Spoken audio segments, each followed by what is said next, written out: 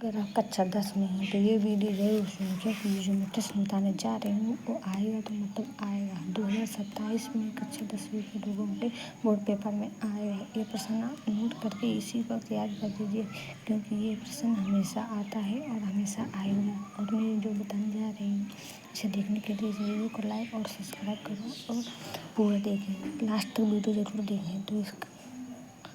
तो मैं प्रयोग करेंगे विद्या प्रकाशन, सिर्फ और सिर्फ विद्या प्रकाशन का ही प्रयोग करना विद्या के लिए।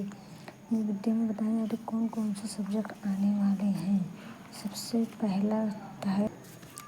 पहला क्वेश्चन आपका है ये देखो। सबसे पहला क्वेश्चन आएगा धातु एवं अधातु के गुणों को लिखिए। पहला आएगा धातु और अधातु के गुणों को लिखिए। तो धातु के गुण कैसे डाल के पहला लिखना है। शुद्ध रूप में धातु की सतह चमकदार होती है। धातु के इस गुणधर्म को धनात्मक कहते हैं। दूसरा, धातुएं समान कठोर होती हैं, प्रत्येक धातु की कठोरता अलग अलग होती है। उपधातु के गुण, अधिकांश अधातु साधारण ताप पर गैस अवस्था में होती हैं। ब्रोमीन ऐसी अधातु है जो साधारण ताप पर द्रव होती है। दूसरा, अधातु में चमक नहीं पाई जाती है। तीसरा, अधातु ऊष्मा और विद्युत की कुचालक होती है। और आपके पेपर में टिप्पणी दिया रहेगा 500, उसमें से 1-2 टिप्पणी। पहला ये है धातु एवं अधातु पर संक्षिप्त टिप्पणी लिखिए।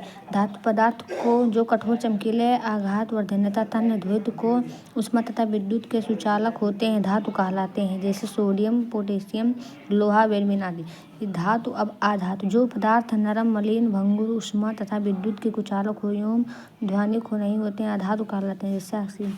पहला टिप्पणी हो गई है 100% बोर्ड पेपर में आएगा, मतलब आएगा।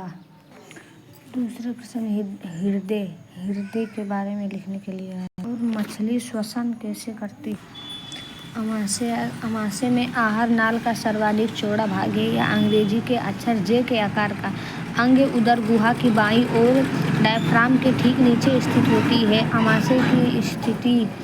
अमाशय की भित्ति मजबूत पेशियों से बनी होती है। इन्हीं पेशियों से संचलन व शीतलन से अमाशय में भोजन को मथा इन्हीं पेशियों को संकृत हुआ अमाशय में भोजन को मथा जाता है। इतना तक लिखना रहेगा, मथा जाता है यहाँ तक। और इसमें ये भी आ सकते हैं बड़ी आंत और अमाशय, छोटी आंत और बड़ी आंत। छोटी आंत में यह भोजन के पाचन एवं अवशोषण का मुख्य केंद्र है। छोटी आंत का क्षुद्रांत आहार नाल का सबसे लंबा भाग है। सकरी पतली नली होने के कारण ही 5 से 6 मीटर लंबी होने पर भी इसे छोटी आंत कहा जाता है। कार्बोहाइड्रेट वसा का पाचन छोटी आंत में ही पूर्ण होता है। उदर गुहा के छोटे स्थान में समायोजी होने के कारण अत्यधिक कुंडल।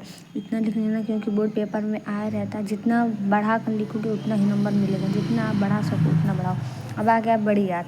यह आहार नाल का अंतिम भाग है। यह लगभग 1.5 मीटर तथा 4.7 सेमी लंबी की नालिका होती है।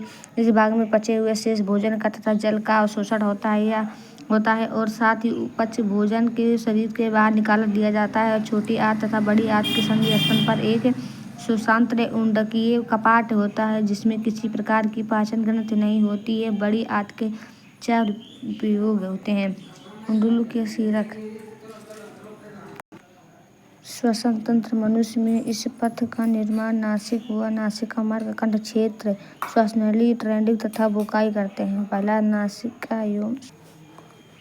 पहला श्वसन तंत्र, दूसरा श्वसन अवस्था फेफड़े, तीसरा श्वसन लेने की प्रक्रिया, चौथा अंतः श्वसन, निःश्वसन।